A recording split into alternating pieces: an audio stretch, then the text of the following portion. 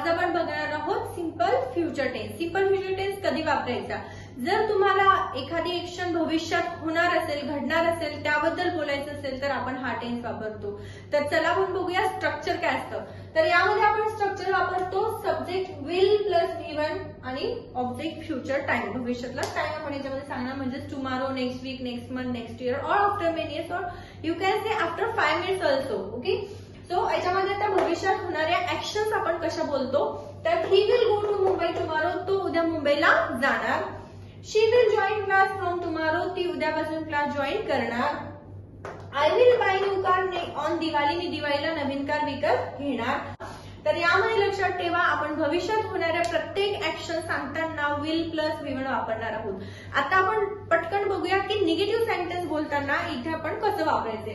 तर negative sentence बोलताना आपण इथे विल नॉट लावणार आहे, म्हणजे जसं तर he will go to Mumbai tomorrow, he will not go to Mumbai tomorrow, and will he go to Mumbai tomorrow. तर क्वेश्चन फॉर्म करताना विल पहिल्यांदा येणार, नंतर subject plus V1 plus object येणार।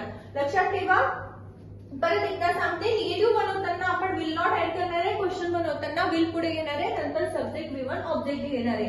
So he will go to Mumbai tomorrow, he will not go to Mumbai tomorrow, will he go to Mumbai tomorrow. Okay, याच प्रकारे तुम्हाला बाकीचे सुद्धा निगेटिव्ह आणि क्वेश्चन फॉर्म करायचे आहे। So do practice at home. All the best, thank you.